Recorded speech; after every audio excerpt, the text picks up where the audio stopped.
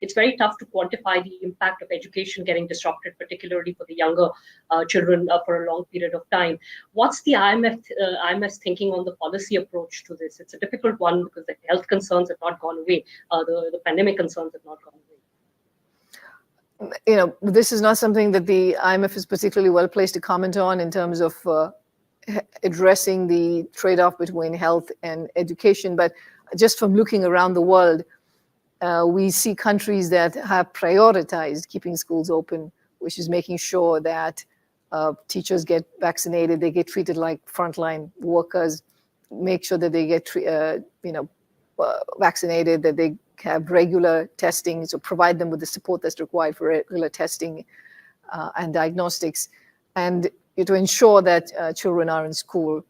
That should be a priority, and we've seen that that is very helpful. In terms of the impact of this learning, which you can see that in some of the test assessments that are being done in terms of reading competencies, math competencies, and you can see the hit that students are suffering everywhere.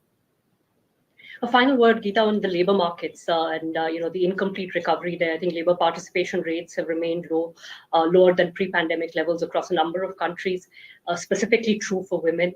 Again, what is your assessment of what's driving this sort of very prolonged recovery in labor participation?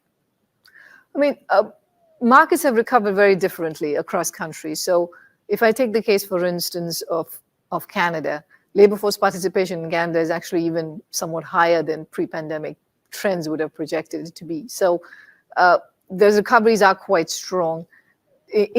As a whole, if you look at employment recoveries in advanced economies, some of the biggest hits have been to low-skilled workers and the employment recoveries in low-skilled workers.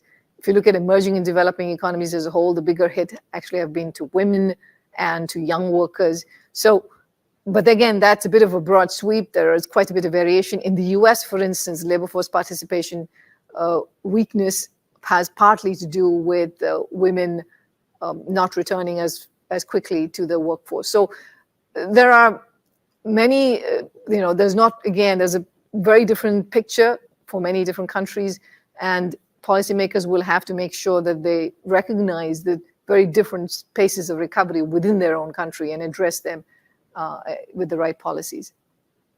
Gita, I'll leave it at that. Thank you so much for taking the time to speak to us. Thank you, Ira. Thanks for watching Bloomberg.